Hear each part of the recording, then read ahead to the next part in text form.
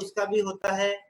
और ये जो CN रेशो है इसका बहुत बड़ा महत्व होता है हमारे जो खेती करते हैं, स्पेशली जो कार्बन नाइट्रोजन रेशो है, यानी 10:1 अगर 10:1 है, इसका मतलब है कि उसमें 10 हिस्से जो है वो कार्बन है और 1 हिस्सा नाइट्रोजन है। तो इसका जो इम्पैक्ट होता है, जो महत्व इसका होता है, जो हमारा जो जो जैविक पदार्थ हम डालते हैं खेत के अंदर, उनको सड़ने गलने का जो है उसके ऊपर इसका बहुत बड़ा इम्पैक्ट पड़ता है। ये CN रेशो जो है ये हमारा डिपेंड करता है कि नाइट्रोजन और कार्बन, जो नाइट्रोजन रिलीज होगी वो कितनी होगी, कैसे होगी, कब कब होगी। जो हमारे जो सूक्ष्म पोषक तत्व या जिनको माइक्रो ऑर्गेनिज्म कहते हैं या जिनको हम मित्र सूक्ष्म कीटाणु कहते हैं, उनको जिंदा रखने के लिए भी ये जो CN रेशो है ये बहुत महत्वपूर्ण है। मैं आपको बताऊं कि एक 24:1 का एक CN रेशो आइडियल होता है। उस 24 में से जो 16 हिस्सा जो कार्बन का है वो उसको जिंदा रखने के लिए जरूरी है। किनको? जो हमारे सूक्ष्म माइक्रो ऑर्गेनिज्म जो है, जो हमारे लिए लाभदायक है उसके लिए। और 8 उसमें से जो है वो अपनी मेंटेनेंस में वो यूज करते हैं। इसका मतलब ये हुआ कि जो आइडियल जो एक मिट्टी है उसका CN रेशो कितना होना चाहिए? 24:1, यानी 24 पार्ट कार्बन के और 1 पार्ट नाइट्रोजन का अगर हमारी मिट्टी में है तो वो हमारी मिट्टी एक आदर्श मिट्टी कहलाती है। अब इसके अंदर मैं थोड़ा सा ऐड करूंगा, जितना नेरो होगा, जैसे ये इसमें कुछ ऑर्गेनिक मटेरियल है, मान लो हम जैसे सोयल ऑर्गेनिक मैटर, आप जो गोबर की खाद डालते हैं, केटल मेन्योर डालते हैं, इनका CN रेशो छोटा होता है। इसको छोटा, नेरो और वाइड बोलते हैं। नेरो का मतलब जो 24 से कम हो वो नेरो हो गया। 24 से ऊपर अगर 24:1 से ऊपर होता है तो उसको वाइड CN रेशो कहते हैं। इस स्लाइड को आप क्लिक करके रख ले, बिल्कुल ये बहुत काम की है। इसमें एक आप देखेंगे व्हीट स्ट्रा का मैंने डाला हुआ है और राइस का शायद इसमें रह गया है। 100:1 राइस का होता है। व्हीट स्ट्रा यानी जो गेहूं का चारा या कणक जो हम बोलते हैं उसके चारे का 80:1 होता है। इसका क्या महत्व है वो मैं आपको नेक्स्ट उसमें स्लाइड में आपको दिखाऊंगा। जैसे मैंने कहा, डिकम्पोजिशन, जितना भी डिकम्पोजिशन होता है ऑर्गेनिक मैटर का, उसके अंदर ये CN रेशो नेरो होना चाहिए। जब नेरो CN रेशो होगा तब आपका डिकम्पोजिशन बहुत अच्छे से होगा। अगर आपका वाइड CN रेशो है तो एक नाइट्रिफिकेशन और एक डिनाइट्रिफिकेशन, दो वर्ड आते हैं हमारे जहन में। नाइट्रिफिकेशन का मतलब होता है जो नाइट्रोजन, जैसे हमने यूरिया डाला वो पौधे को मिलता है, वो जो नाइट्राइट और नाइट्रेट माइक्रो ऑर्गेनिज्म के थ्रू, उसको हम कहते हैं नाइट्रिफिकेशन।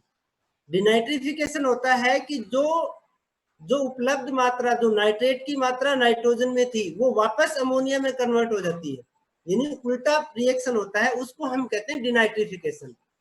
अगर आपकी मिट्टी का CN रेशो ज्यादा है या आप ऐसी खाद डाल रहे हैं जिसका CN रेशो ज्यादा है, या आप कच्ची खाद डाल रहे हैं, जैसे कई बार ये बहुत ही अभी मैं एक एग्जांपल भी दूंगा। हमारे यहाँ पे एक किसान ने कुछ कच्ची खाद डाली और उसका रिएक्शन ये हुआ कि वो उसकी जो क्रॉप है वो अच्छी नहीं हुई। इसके अलावा मैं एक एग्जांपल और भी दूंगा। जैसे ये जो अपने जो डालते हैं जो गोबर की खाद, जैसे मैंने कहा कि आप कच्ची डाल दोगे उसका CN रेशो हाई होगा।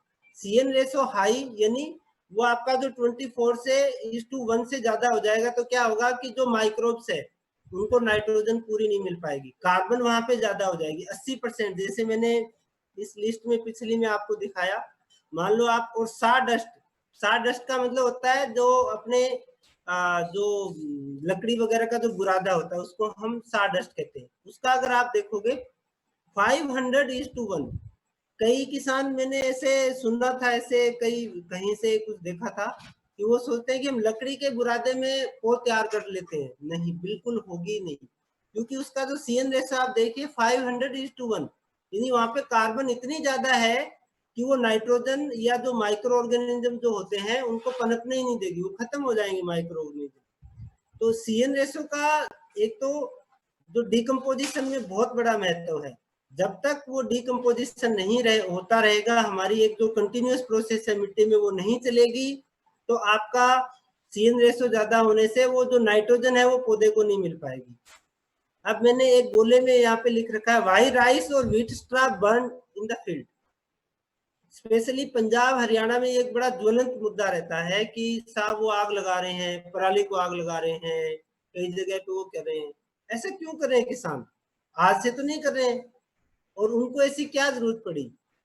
इसके अंदर जो मेरी थ्योरी है, मेरी में जो समझ है, मेरा जो अनुभव मैं आपके साथ शेयर करना चाहता हूँ। एक एग्जांपल लेता हूँ कि जैसे हम खाना खाते हैं, खाना खाने के बाद हमको क्या होता है, हल्का सा ऐसे सुस्ती महसूस होती है। उसका क्या रीजन है कि जो हमने खाना खाया उस खाने को पचाने के लिए भी एनर्जी लगती है, ऊर्जा लगती है। ऐसे ही जब कोई हम अनडिकम्पोज्ड मटेरियल हमारी मिट्टी में डालते हैं जो डिकम्पोज नहीं है, जो अपघटित नहीं है, तो उसको डिकम्पोज होने के लिए पहले एनर्जी लगती है, यानी उसका जो कार्बन जो कंटेंट है वो बहुत ज्यादा हाई है। इसीलिए किसानों को वो स्टबल्स जो हैं, जो व्हीट स्ट्रा है या जो चावल के जो पराली है वो जलानी पड़ती है, क्योंकि अगर वो उसको नहीं जलाएंगे तो क्या होगा, आपका जो कार्बन रेशो है वो बहुत ज्यादा बढ़ जाएगा। और जब आप अगली फसल, जैसे हम चावल के बाद गेहूं लगाते हैं, तो गेहूं लगाएंगे तो गेहूं पीला पीला हो जाएगा, क्योंकि वहां पे नाइट्रोजन कंटेंट है ही नहीं, कार्बन कंटेंट बहुत ज्यादा है। तो इसलिए किसान, क्योंकि जब तक वो डिकम्पोज नहीं होगा, हाँ उसको डिकम्पोज होने के बाद उसमें से एनर्जी भी बहुत ज्यादा मिलेगी पौधे को, ये भी एक फैक्ट है। तो जब उसका जो सॉल्यूशन है, जलाना हालांकि सॉल्यूशन नहीं है, उसको डिकम्पोज करना चाहिए। तो इसके लिए मैं कहूंगा जैसे वेस्ट डिकम्पोजर आता है वो आप इस्तेमाल कर सकते हैं। और कई किसानों का ये एक सवाल रहता है कि साहब हम खाद डाल रहे हैं वो कच्ची है, डाल सकते हैं क्या? नहीं, आप कच्ची खाद डालेंगे तो आपका कार्बन का रेशो बढ़ जाएगा, नाइट्रोजन का कम हो जाएगा। तो या तो आप उतना ही कंटेंट उसमें नाइट्रोजन का डालें। आप, इसका मतलब ये हुआ, अगर हमको खाद को जल्दी सड़ाना है तो आप उसमें यूरिया ऐड कर सकते हैं, जिससे कि नाइट्रोजन मिलेगी। नाइट्रोजन मिलेगी तो जो CN रेशो है वो नैरो हो जाएगा। CN रेशो नैरो होते ही आपका जो उसकी जो डिकम्पोजिशन की रेट है वो बढ़ जाएगी। तो ये एक CN रेशो ये बहुत ही महत्वपूर्ण रोल प्ले करता है हमारी खेती में। और जैसे मैंने कहा, आप चाहे आपको कोई भी खाद आप डालें, उसको वेल डिकम्पोज होनी चाहिए, अच्छी तरह से वो सड़ी गली हो, तभी वो पौधे को उसकी एनर्जी मिलेगी। नहीं तो क्या होगा, जब तक वो सड़ेगी गलेगी नहीं, जितने भी आप न्यूट्रिएंट डालेंगे, खास करके जो नाइट्रोजन न्यूट्रिएंट है, वो सारा उसके डिकम्पोजिशन में जाता रहेगा, आपका पौधा पीला पड़ के और बिल्कुल कमजोर रहेगा। तो ये एक इसमें हमको खास ध्यान रखना है CN रेशो के अंदर कि वेल डिकम्पोज, जितना भी हम ऑर्गेनिक मैटर उसमें ऐड करें वो वेल डिकम्पोज होना चाहिए। अभी इसका इम्पोर्टेंस क्या है, जैसे मैंने समझाया कि CN रेशो जो डिकम्पोजिशन रेट है वो उसको करता है। अगर हाई CN रेशो होगा तो आपका इमोबिलाइजेशन हो जाएगा, यानी जो न्यूट्रिएंट है वो मोबाइल पोजीशन में नहीं रहेंगे, इमोबिलाइज हो जाएंगे। और इसी तरह से जो माइक्रो ऑर्गेनिज्म है, जो सूक्ष्म पोषक तत्व है, वो भी रेस्ट्रिक्टेड या लिमिटेड हो जाएंगे। खास करके जो नाइट्रोजन है वो भी पौधे को नहीं मिलेगी। नैरो, अगर आपका CN रेशो कम हो गया, मान लो कार्बन कम है, नाइट्रोजन ज्यादा बढ़ गया, तो स्टारवेशन की कंडीशन आ जाएगी, यानी जो उसके अंदर जो हमारे जो माइक्रो ऑर्गेनिज्म है उनको कार्बन नहीं मिलेगा, तो वो खाएंगे क्या? इसीलिए हम कहते हैं कि कई बार क्या है, हम ऑर्गेनिक मैटर डालते ही नहीं है। ऑर्गेनिक मैटर नहीं डालेंगे, अकेली अगर यूरिया डालेंगे तो आपका नैरो CN रेशो हो जाएगा। वो भी एक कंडीशन जो है वो अच्छी नहीं है, क्योंकि जो हमारे माइक्रो ऑर्गेनिज्म है उनको कार्बन भी चाहिए जिंदा रहने के लिए, उनको जो डिकम्पोजिशन जो प्रोसेस है वो चालू रखने के लिए। तो इसलिए ना तो हमारा जो CN रेशो है वो छोटा होना चाहिए ना बड़ा होना चाहिए। 24:1 का जो एक आइडियल है वो हमारा एक CN रेशो होता है। तो ये हमारी एक महत्वपूर्ण बड़ी जानकारी थी जो CN रेशो है उसके बारे में। अब हमारा जो जो पोषक तत्वों की सीरीज में हमने चालू किया था, तो नेक्स्ट हमारा न्यूट्रिएंट है वो है फास्फोरस। एनपीके जैसे हमने जो 16 पोषक तत्व पौधे को चाहिए एनपीके, उसमें से एनपीके में से पी हम पढ़ रहे हैं, ये जो 3 पोषक तत्व हैं ये मेजर न्यूट्रिएंट में आते हैं, यानी इनकी सबसे ज्यादा जरूरत पौधे को होती है। नाइट्रोजन हम डिस्कस कर चुके हैं, आज हम डिस्कस कर रहे हैं फास्फोरस के बारे में। फास्फोरस बहुत ही जरूरी जो है ये पोषक तत्व है। इसका जो रोल होता है इसको एनर्जी करेंसी भी कहते हैं, पौधे की एनर्जी करेंसी, यानी एक तरह से ये पैसा है पौधे के लिए, ऊर्जा ऊर्जा पैदा करता है। ऊर्जा कैसे पैदा करता है? एनर्जी ट्रांसफर का ये काम करता है। फोटोसिंथेसिस जो होता है उसके अंदर ये मदद करता है, क्योंकि इसमें से जो एनर्जी जो ऊर्जा निकलती है वो हमारी जो फोटोसिंथेसिस यानी जो प्रकाश संश्लेषण की क्रिया होती है उसके अंदर ये बहुत बड़ा रोल वो एनर्जी प्ले करती है। शुगर और स्टार्च जो पौधे में बनते हैं उनको ये ट्रांसफॉर्म करती है इधर से उधर। न्यूट्रिएंट का मूवमेंट विद इन प्लांट जो होता है वो भी फास्फोरस के द्वारा होता है। इसके अलावा जेनेटिक कैरेक्टरिस्टिक यानी जो पौधे के जो गुण हैं, जो पीढ़ियों से गुण आते हैं, एक मात्र पौधे से जो संतान में जाते हैं उसके अंदर भी इसका बहुत बड़ा रोल है। जेनेटिक कैरेक्टरिस्टिक में जैसे आपका डीएनए आरएनए आते हैं, डीऑक्सी राइबोज न्यूक्लिक एसिड ये आते हैं। इसके अलावा बहुत सारे एंजाइम है, जो फॉस्फेट्स हैं, एंजाइम्स हैं, उनके अंदर इनका बहुत बड़ा रोल है। लाइट ट्रांसफर, जैसे जो लाइट का स्टोरेज है, जो सनलाइट को स्टोरेज और उसका जो ट्रांसफर करना है, इसके अंदर फास्फोरस का बहुत बड़ा रोल है। इसके अलावा जो पौधे की विगर है उसके अंदर बहुत बड़ा रोल है। और डायरेक्ट जो पौधे की ग्रोथ में ये कहाँ पे जुड़ा हुआ है, रूट डेवलपमेंट को ये बढ़ाता है। जैसे मैंने कहा फास्फोरस हम सभी जैसे आप में से शायद कुछ बुजुर्ग किसान भी ज्वाइन किए होंगे, कुछ हमारे में से यंग हैं, हमने ये देखा है कि हम जो फास्फोरस डालते हैं वो कब डालते हैं? जब हम फसल लगाने से पहले डालते हैं ज्यादातर, और वो भी कहाँ डालते हैं कि जो हमारा बीज है उसके नीचे। इवन पंजाब में सीड कम फर्टिलाइजर ड्रिल्स है, ये भी शायद हमारे राजस्थान में भी अभी आ गई हो। जैसे हम एक एग्जांपल लेता हूँ व्हीट का, जब हम गेहूं लगाते हैं तो सीड कम फर्टिलाइजर ड्रिल में क्या होता है, जो फर्टिलाइजर है खास करके जो डीएपी जैसे हम यूज करते हैं या एसएसपी यूज करते हैं, तो वो क्या होता है लगभग 2 इंच उस सीड से नीचे डलती है, उसके ऊपर सीड डलता है। तो नीचे डालने का मतलब यही है कि वो डायरेक्ट पौधे को मिले और जो रूट डेवलपमेंट है, क्योंकि जब भी कोई बीज उगता है उसका अंकुरण होता है, उसमें आप कभी भी आप देखना उसकी जड़ सबसे पहले चलती है, तना बाद में निकलेगा।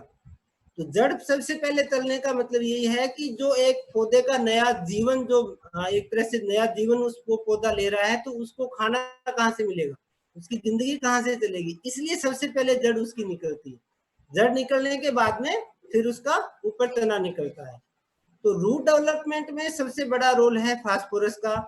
इसके अलावा जो तना है, जैसे खास करके हमारे अभी आप इस मीटिंग में काफी पोली हाउस के जो ग्रोवर हैं, जो पोली हाउस में खेती कर रहे हैं वो भी जुड़े हुए हैं। वहां पे हमको सबसे ज्यादा समस्या रहती है, बहुत सारे मेरे पास में व्हाट्सएप पे भी आता है कि हमारा तना बहुत पतला है। उसके कारण और भी हो सकते हैं, लेकिन एक कारण ये फास्फोरस भी होता है, इसके कारण तना पतला रह जाता है। तो ये तने की मोटाई को बढ़ाता है, उसकी मजबूती को बढ़ाता है। फूल और फल बनने में बहुत महत्वपूर्ण रोल अदा करता है फास्फोरस। एक साथ फसल की मेच्योरिटी के अंदर ये रोल प्ले करता है। जितनी भी दलहनी फसलें हैं उसमें जो नाइट्रोजन फिक्सेशन होती है उसमें इसका रोल होता है, तो ये नाइट्रोजन फिक्सेशन को बढ़ाता है। कैसे? जब जड़ें ज्यादा होगी तो उनमें जो दलहनी फसलें उनमें जो नाइट्रोजन जो फिक्सिंग बैक्टीरिया की राइजोबियम की जो गांठें नोडल्स वो ज्यादा बनेगी तो नाइट्रोजन फिक्सेशन ज्यादा होगा। नो डाउट क्रॉप की क्वालिटी, ये सब फैक्टर्स अगर उसमें आएंगे तो क्रॉप की क्वालिटी भी अच्छी होगी। इसके अलावा डिजीज रेजिस्टेंस को भी ये बढ़ाता है पौधे में, जो पौधे की खुद की जो इम्यूनिटी पावर है उसको ये बढ़ाता है। और पूरे लाइफ साइकिल में इसका रोल रहता है। ऐसा नहीं है शुरुआत में हालांकि इसकी क्वांटिटी ज्यादा चाहिए, लेकिन बाद में इसको हम कम कर सकते हैं। दूसरा, जब जो यंग पार्ट होते हैं पौधे के, वहां पे फास्फोरस की मात्रा सबसे ज्यादा रहती है।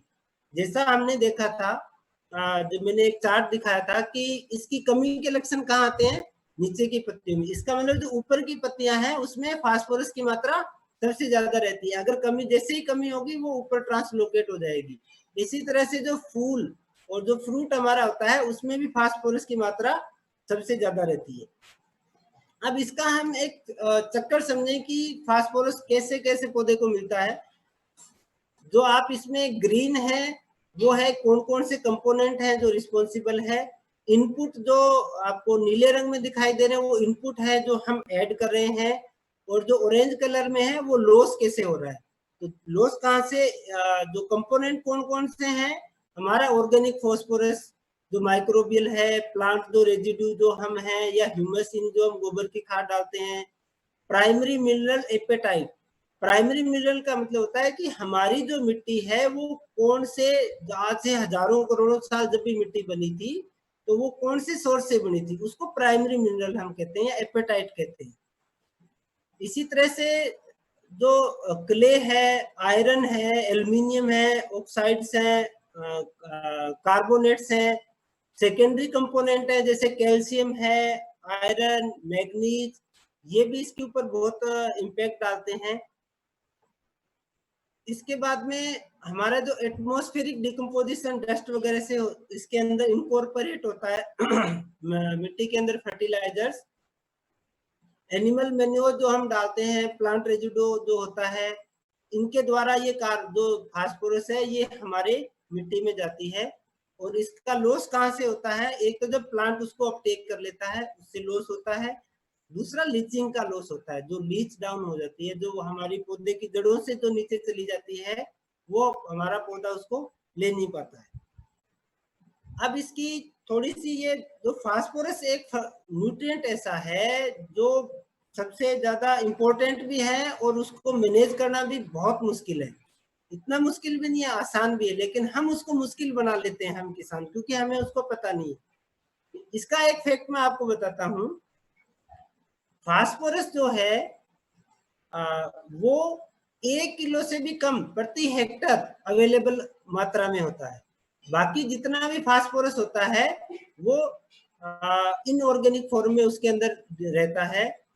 इसकी मोबिलिटी, यानी फास्फोरस बहुत ज्यादा मोबाइल नहीं है मिट्टी के अंदर, मैं कहूंगा कि हाईली इमोबाइल है। ये एक न्यूट्रिएंट ऐसा है जो कि जहां गिरेगा, मैं आगे की स्लाइड में दिखाऊंगा, वहीं पे रहता है। इसी तरह से कुछ फसलें ऐसी होती है, जैसे मैंने एग्जांपल लिया है नीचे, जैसे आलू है, ये बहुत ही कम अपटेक कर पाती है फास्फोरस का।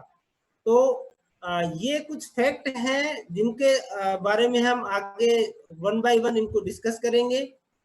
इसका जो एब्जॉर्प्शन मैंने बताया, हालांकि स्लाइड का मैं सोर्स ढूंढ रहा हूँ, ये मेरे को कहीं से पुरानी स्लाइड मिली है, बहुत अच्छी स्लाइड है, आप इसको क्लिक करके रख लें। इसमें एक जो ग्राफ बने हुए हैं ये है मिलीमीटर में, कि जो एब्जॉर्प्शन हो रहा है न्यूट्रिएंट का वो कितनी mm दूर से हो रहा है, और नीचे न्यूट्रिएंट है। अगर मैं राइट साइड से शुरू करता हूं, सबसे पहले फास्फोरस, इसके ऊपर लिखा हुआ है 1, यानी 1 मिलीमीटर। 1 मिलीमीटर का मतलब हो गया 1 सेंटीमीटर का 10वां हिस्सा, या 1 इंच का 25वां हिस्सा। यानी अगर आपकी जड़ से 1 मिलीमीटर दूर फास्फोरस है तो वो पौधे के कोई काम की नहीं है। यानी इसको हम कहते हैं कि हाईली इमोबाइल है ये, इसीलिए मैंने ये हाईली इमोबाइल वर्ड यूज किया। जब तक जड़ उस जो जहां पे फास्फोरस पड़ी है वहां नहीं जाएगी, वो उस पौधे को नहीं मिलेगी। इसीलिए इसका जो फिक्सेशन एक हम बोलते हैं नाइट्रोजन का, फास्फोरस का जो फिक्सेशन है, इसीलिए सबसे ज्यादा होता है। तो और जो हम, जैसे मैंने कहा कि सीड कम फर्टिलाइजर ड्रिल हम क्यों यूज करते हैं, इसीलिए यूज करते हैं ताकि जो पौधे की जब जैसे ही जड़ निकले वो सीधा उसके नीचे रहे, जो दाना जो डीएपी मान लो हमने डाला है या एसएसपी डाला है, वो सीधा उसके संपर्क में आ जाए वो दाना, और वो जो फास्फोरस है वो पौधे को मिल जाए। इसी तरह जो कैल्शियम है वो 5 मिलीमीटर दूर तक पौधा उसको ले सकता है, अगर पौधे की जो जड़ें वो 5 मिलीमीटर दूर है तो भी उसको ले सकती है। मैग्नीशियम और कैल्शियम सेम है, पोटास 7.5 मिलीमीटर दूर से वो उसको अपटेक कर सकता है, एब्जॉर्ब कर सकता है। नाइट्रोजन का सबसे ज्यादा है 20 मिलीमीटर, 20 मिलीमीटर का मतलब लगभग 2 सेंटीमीटर, ऑलमोस्ट पौना इंच के आसपास हो गया। इतनी दूर भी अगर नाइट्रोजन पड़ी है तो पौधा ले लेता है। तो इसका मतलब ये हुआ कि हमको जो फास्फोरस जो हम यूज करते हैं, इसका बहुत ही जुडिशियस यूज करना है। कोशिश आप करें, ऐसे किसान जो ओपन फील्ड में खेती करते हैं, खास करके जो ड्रिप नहीं लगा रहे हैं, वो जब अगर फास्फोरस अप्लाई कर रहे हैं तो विद इन द प्लांट की जो रूट जोन है वहीं अप्लाई करें। आप दूर करेंगे, अगर वहां जड़ें जाएगी तो ही वो पौधे को मिलेगा, अदरवाइज वो पौधे को नहीं मिलेगा। अब इस फास्फोरस, जैसे मैंने कहा, इसकी बहुत पजल है।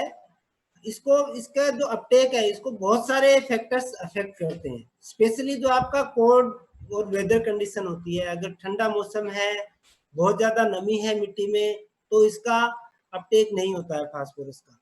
इसी तरह से जो एसिडिक और बहुत एल्केलाइन सोइल है, यानी आपका पीएच 4 या 5 या 6 से नीचे है, तो इसका अपटेक घट जाता है। ऐसे ही एल्केलाइन जो कैल्केरियस सोइल हम बोलते हैं, तो पानी तो कैल्केरियस एल्केलाइन सोइल है, यानी जहां पे पीएच जो हमारा मान, पीएच मान जो अगर 8 से ऊपर जाता है,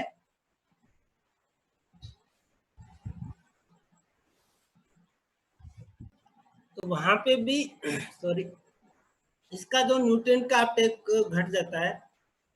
इसी तरह से जो लो ऑर्गेनिक मैटर है, मैंने पिछली बार भी मीटिंग में कहा था कि ऑर्गेनिक मैटर जितना भी हम गोबर की खाद है, वो हमारे जान है एक तरह से मिट्टी की। अगर ऑर्गेनिक मैटर कम होगा तो सारे न्यूट्रिएंट, जैसे मैंने नाइट्रोजन में भी बताया था कि वो जो नाइट्रोसोमोनास नाइट्रोबैक्टर की एक्टिविटी के लिए हमको ये चाहिए, ऑर्गेनिक मैटर चाहिए। इसी तरह से फास्फोरस की अवेलेबिलिटी के लिए भी हमको ऑर्गेनिक मैटर जितना ज्यादा अच्छा होगा, ताकि उसमें जितने लाभदायक ज्यादा जीवाणु होंगे, उतना ही वो अच्छे से पौधा उसको फास्फोरस को अपटेक करेगा। Soil with low phosphate reserve, यानी जो हमारी, जैसे हम जब मिट्टी टेस्ट कराते हैं उसमें अगर लो फॉस्फेट है तो वो भी इसको प्रभावित करती है। हाई फॉस्फेट फिक्सिंग कैपेसिटी, जैसे मैंने कहा कि मिट्टी का ये गुण धर्म होता है, कई बार वो उसको फिक्स कर लेती है, इसको फास्फोरस को। आपने तो दिया फास्फोरस, लेकिन वो मिट्टी में फिक्स हो गया, पौधे को अवेलेबल नहीं हो गया। इसी तरह से जो सोइल रिच इन आयरन होती है, ऐसी मिट्टी जिनमें आयरन की मात्रा ज्यादा हो, वहां पे फास्फोरस का अपटेक घट जाता है। अभी ये एक मैंने टेम्परेचर का लिया है कि टेम्परेचर क्या क्या इफेक्ट पड़ता है। अभी आप देखेंगे ये कौन सा टेम्परेचर है, हमारी मिट्टी का तापमान है, सोइल टेम्परेचर। जैसे हमारे ऊपर का तापमान हमारी फसलों को प्रभावित करता है, ऐसे ही हमारी मिट्टी का तापमान भी हमारी फसलों को प्रभावित करता है। अभी आप इसमें देख रहे हैं, नीचे में टेम्परेचर लिखा हुआ है 13 डिग्री, 16 डिग्री, 18 डिग्री और 21 डिग्री। अगर हमारा मिट्टी का जो आइडियल तापमान होता है वो इतना ही होता है, 18 से 20 डिग्री सेंटीग्रेड या 20 से 25 डिग्री सेंटीग्रेड के बीच में रहता है। तो अगर इसके आसपास हमारा मिट्टी का तापमान है, तो 100% आपको जो फास्फोरस है अवेलेबल, वो पौधा उसको अपटेक करेगा। जैसे ही आपका तापमान घटना चालू होगा, आपका जो अवेलेबिलिटी है फास्फोरस की वो कम होती जाएगी। 21 डिग्री से 13 डिग्री आने पे तापमान मिट्टी का लगभग 70% उसका जो अपटेक है वो घट जाता है। उसका डायरेक्ट इम्पैक्ट फिर हमारी जो क्रॉप की जो बढ़वार है, जो हमारी फ्लावरिंग है, जो फ्रूटिंग है, उसके ऊपर पड़ता है। इसीलिए जैसे अभी इसको हम सॉल्यूशन क्या है, सर्दियों में आप मल्च का प्रयोग करें। मल्च के प्रयोग से क्या होगा, नमी तो बनी रहेगी, खरपतवार कम होंगे, लेकिन साथ में हमारी वो जो मल्च लगने से वो जो मिट्टी का टेम्परेचर है उसको भी वो बढ़ाती है। इसीलिए जो सर्दियों में जो हमारी जो फसलें लगाते हैं, जो मल्च के ऊपर लगी, उनकी बढ़वार ज्यादा आपको दिखाई देती है बजाय दूसरी बिना मल्च वालों के।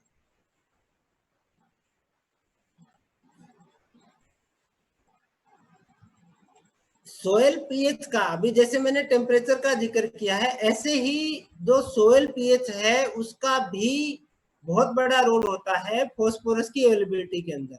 अगर आपकी एसिडिक कंडीशन है या बहुत ज्यादा एल्कलाइन कंडीशन है, तो वहां पे जैसे एल्कलाइन कंडीशन, जैसे ही आपका पीएच हाई जाएगा, तो वहां पे क्या होगा, आयरन, मैग्नीज और एल्यूमिनियम जो ये हैं, ये सॉरी, अगर आपका लो पीएच आएगा तो आयरन, मैग्नीज और एल्यूमिनियम ये आपके फास्फोरस के साथ बॉन्डिंग कर लेंगे।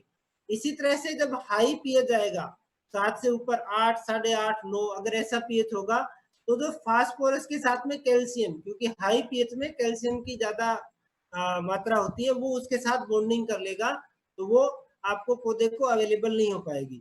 इसलिए जो आइडियल पीएच हम मानते हैं फास्फोरस की अवेलेबिलिटी के लिए, जैसा इसके अंदर दिखाया हुआ है 6 से 7 के बीच में सबसे ज्यादा आपका जो न्यूट्रिएंट है, खास करके फास्फोरस, इवन सभी न्यूट्रिएंट 1 बाय 1 हम न्यूट्रिएंट ले रहे हैं। मैं आगे जाके इसमें सभी 16 जो अपने 13 न्यूट्रिएंट है उनका भी मैं आपको लिस्ट एक शेयर करूंगा कि कितने पीएच पे कौन सा न्यूट्रिएंट ज्यादा अवेलेबल होता है।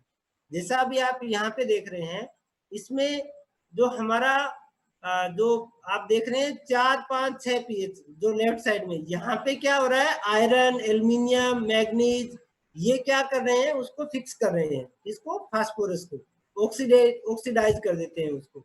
इसी तरह से 7 से 8 पीएच के अंदर कैल्शियम की मात्रा ज्यादा होने से वो फास्फोरस के अपटेक को रोक देती है। तो 6 से 7 का पीएच जो हमारा जो पौधे का रूट जोन है, वहां पे अगर ये पीएच मिट्टी का मेंटेन करते हैं तो इसमें हमारी जो मात्रा है, जो अवेलेबल जो फॉर्म है, वो फास्फोरस की बढ़ जाती है। अभी इसमें पीएच कैसे अफेक्ट करता है, ये हालांकि हमने आगे पीछे भी देखे हैं।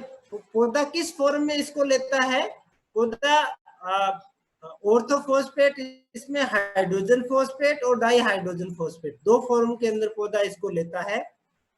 और ये जो सोयल पीएच अगर हायर होगा तो हमारा जो एचपी जो डाई हाइड्रोजन फॉस्फेट है उस फॉर्म में पौधा लेगा। अगर पीएच हमारा लो होता है तो हाइड्रोजन फॉस्फेट के रूप में पौधा उसको इसको फास्फोरस को लेगा। तो ये हमारी जो पीएच है इसका, इसमें बहुत बड़ा इसके अंदर रोल है। अभी इसके कुछ फैक्ट हैं, हालांकि मेरे हिसाब से अभी थोड़ा समय अभी तो है, चलो हम डिस्कस कर सकते हैं। जो फास्फोरस है, जैसे मैंने कहा, ये हाईली इमोबाइल है, लेकिन मेरे हिसाब से आप में से काफी सारे किसान ड्रिप इरिगेशन के होंगे। ड्रिप इरिगेशन के थ्रू जो इसकी 5 to 10 टाइम हम इसका अपटेक बढ़ा सकते हैं एज कंपेयर टू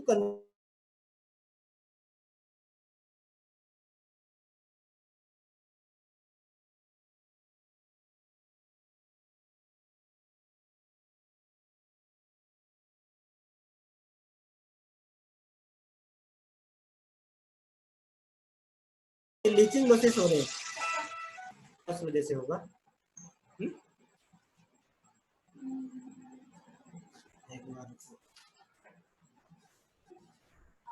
हेलो, हाँ, थोड़ा मे भी शायद इंटरनेट नेटवर्क की वजह से कुछ प्रॉब्लम हुई। फिर भी मैं इस स्लाइड पे जो हम पीएच के ऊपर जो चर्चा कर रहे थे कि 2 फॉर्म में पौधा जो फास्फोरस को अपटेक करता है, उसमें से एक हाइड्रोजन फॉस्फेट है, एक डाई हाइड्रोजन फॉस्फेट है।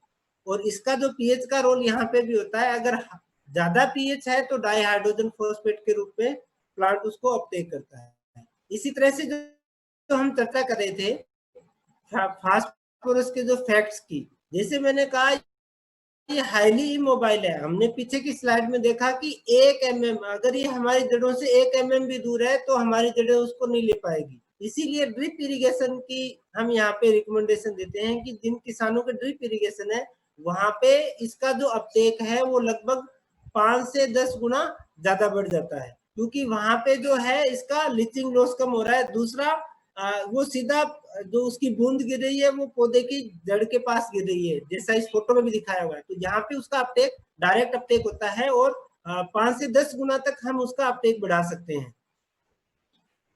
इसी तरह से अगर हमारे पास ड्रिप इरिगेशन है, या जैसे मैंने कहा कि ये लो पीएच जैसे 6 से 7 पीएच के बीच में जो ये है फास्फोरस, ये सबसे ज्यादा पौधे को अवेलेबल होती है।